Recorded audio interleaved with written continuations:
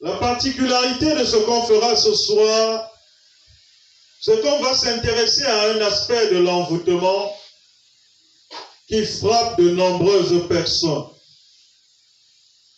Ça frappe ces personnes non pas du fait des individus étrangers, mais ça les frappe du fait de la personne elle-même. C'est-à-dire qu'il y a des personnes qui aujourd'hui se retrouvent envoûtées, non pas parce que quelqu'un les a envoûtés, mais parce qu'eux-mêmes, ils ont posé des actes qui sont de nature à les envoûter. Est-ce que je parle à quelqu'un ici? Amen.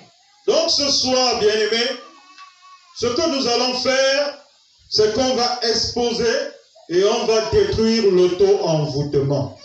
J'ai cru que quelqu'un dirait Amen. Je dis que ce soir, on va exposer et on va détruire l'auto-envoûtement. Dites Amen. Bien-aimés, il y en a qui souffrent. Et qui souffrent vraiment parce qu'ils sont envoûtés.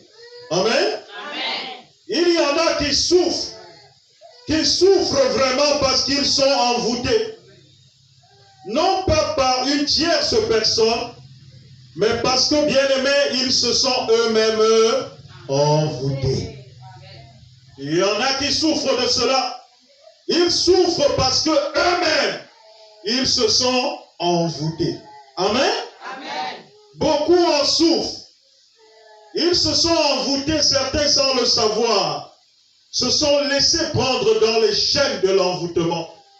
Et ces personnes-là, aujourd'hui, subissent les conséquences. Et ils en souffrent. Est-ce que je parle? Amen. Ces personnes se sont laissées prendre dans les chaînes de l'envoûtement. Et aujourd'hui, elles subissent les conséquences. Parce que, bien aimé, je viens vous dire, les envoûtements sont en réalité des forces mystiques. Les forces mystiques. Amen. Amen. Lorsqu'on parle d'envoûtement, on ne parle pas de quelque chose de physique. Chaque fois qu'on parle d'envoûtement, on parle des forces mystiques. Amen. Amen. Ce sont des puissances mystiques qui sont générées, c'est-à-dire qui naissent à travers les rituels que l'on fait. Amen. Les envoûtements, ce sont des puissances mystiques. Ce sont des forces mystiques qui sont générées à travers les rituels, qui sont générées à travers des incantations, qui sont générées à travers des pratiques, mais qui sont aussi générées à travers les actes que l'on pose. Est-ce que je parle à quelqu'un ici? Amen. Bien-aimé, il y a des actes que certains ont posés, et à cause de ces actes, du fait de ces actes, ils se sont retrouvés envoûtés. Amen. Amen. Parce qu'en posant certains actes, ils ont invité dans leur vie des esprits malins, des esprits, amen, qui désormais contrôlent leur vie, qui désormais affectent négativement leur vie, qui désormais les font souffrir. Ils se sont eux-mêmes envoûtés. Ce n'est pas quelqu'un d'autre qui les a envoûtés, mais ils ont posé des actes qui sont de nature à les envoûter. Aujourd'hui, ils se sentent enchaînés, ils se sentent bloqués, ils sont dans la souffrance, non pas parce que quelqu'un est derrière, mais parce que eux-mêmes, ils ont posé des actes qui les ont envoûtés. J'espère que j'ai parlé à quelqu'un ici. Amen. Amen. Gloire à Jésus. Alléluia. Bien-aimé, il est possible qu'on ait soi-même posé des actes, ou qu'on ait assisté ou participé à des rituels, qu'on ait posé des actes, qu'on ait assisté ou qu'on ait participé à des rituels, à des incantations qui aient contribué à nous envoûter. C'est-à-dire, il y a certains actes qui ont été posés en ta présence. Tu étais là, tu observais certains rituels, certaines pratiques auxquelles tu y as participé. Amen. En disant, je suis seulement là pour voir, pour assister. On m'a seulement demandé de faire ceci. Mais du fait de ta participation dans cette action, les forces, les esprits que ça dégage, les esprits que ça a générés sont en train de t'affecter. Et aujourd'hui, tu en souffres. Beaucoup souffrent de cela. Amen. Amen. Mais Dieu a aménagé ce temps, cette soirée pour mettre fin à cela dans ta vie au nom de Jésus. Dieu a aménagé ce temps pour mettre fin à cela dans ta vie au nom de Jésus. Si tu crois cela, tu dirais 3 fois Amen. Amen et Amen. Au nom de Jésus. Amen. Amen. En parcourant la Bible, bien-aimés, dans le livre de 2 Rois, à partir du verset 16, lorsque nous parcourons la Bible, dans le livre de 2 Rois, à partir du verset 16, il se dégage. Amen. À partir du chapitre 16, autant pour moi, en parcourant la Bible dans le livre de 2 Rois, à partir du chapitre 16, il se dégage qu'Israël avait été sauvé de l'esclavage égyptien par la main de Dieu. Israël avait été sauvé. Ils avaient été maintenus esclaves pendant plus de 400 ans. Mais la main de Dieu les a sauvés. Est-ce que je parle à quelqu'un ici? Amen. Pendant plus de 400 ans, Israël avait été maintenu esclave en Égypte. Mais Dieu dans son amour, Dieu dans sa miséricorde et dans sa compassion, les a sauvés de l'esclavage. Amen. Amen. L'Éternel Dieu Tout-Puissant était donc engagé, très engagé, à sauver, à leur offrir un grand destin. Dieu, en sauvant le peuple d'Israël de l'esclavage, s'était engagé à offrir à ce peuple un grand destin. Je peux entendre quelqu'un dire destin. Amen. Amen. Mais dans la conduite du peuple d'Israël, après qu'ils aient été délivrés de l'esclavage, après qu'ils aient été délivrés de l'esclavage égyptien, dans leur conduite, par leurs actes, ils se sont retrouvés envoûtés. Est-ce que je parle à quelqu'un?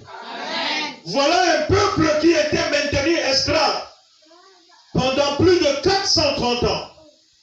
Dieu a choisi de les sauver. Dieu a choisi de les délivrer. Dieu a choisi de leur ôter la honte qu'il y avait sur eux.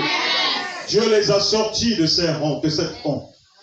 Dieu les a conduits en leur disant, je vous ai réservé une terre promise. J'ai préparé pour vous une terre où coule le lait et le miel. Mais eux-mêmes, ceux qui étaient hier esclaves et que Dieu a délivrés, eux-mêmes par leur conduite, eux-mêmes par leurs actes, ils se sont retrouvés envoûtés. Est-ce que je parle à quelqu'un ici? C'est-à-dire qu'un peuple qui, comme ça, Dieu dans sa souveraineté et dans son amour, a vu leur souffrance. Dieu dans sa souveraineté et dans son amour, a dit ce peuple-ci est un peuple sur lequel mon nom est invoqué. Ils se sont retrouvés esclaves. Moi, Dieu, parce que mon nom est invoqué sur eux, je vais les délivrer. Et Dieu les a délivrés de cet esclavage. Mais sur le chemin, entre la terre de l'esclavage, vers la terre de la promesse que Dieu leur a destinée, bien-aimés, ils se sont mal conduits. Sur ce chemin, ils ont posé des actes. Ils ont posé des actes. Et ils se sont retrouvés envoûtés. Est-ce que je parle à quelqu'un ici? Amen. 2 Rois, chapitre 17, versets 5 à 11. Il est écrit, et le roi d'Assyrie parcourut tout le pays et monta contre Samarie qu'il assiégea pendant 3 ans. Pendant 3 ans. La 9e année d'Osée, le roi d'Assyrie prit Samarie et amena Israël captif en Assyrie. Il les fit habiter à Shalash et sur le Chabor, fleuve de Gozan, et dans les villes de Médès. Cela arriva parce que les enfants d'Israël péchaient contre l'Éternel leur Dieu. Est-ce que je parle? Amen. Cela arriva parce que les enfants d'Israël péchaient contre l'Éternel leur Dieu, qui les avait fait monter du pays d'Égypte, de dessous la main de Pharaon, roi d'Égypte, et parce qu'ils craignirent d'autres dieux.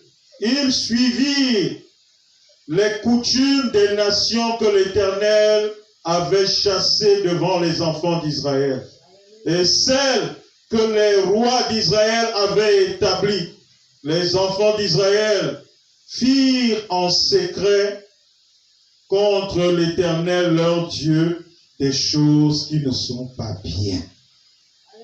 Ils se bâtirent des hauts lieux dans toutes les villes, depuis les tours de garde jusqu'aux villes fortes. Ils dressèrent des statues et des idoles sur toute colline élevée et sous tout arbre vert. Et là, ils brûlèrent des parfums sur tous les hauts lieux, comme les nations que l'Éternel avait chassées devant eux. Et ils firent des choses mauvaises par lesquelles ils irritèrent l'Éternel. Parole de l'Éternel. Amen. Amen. Un peuple qui a été délivré. Un peuple pour qui Dieu avait préparé le meilleur. Un peuple que Dieu avait sorti dans la souffrance. Mais ils ont posé les actes qui les ont maintenus encore captifs. Est-ce que je parle à quelqu'un ici?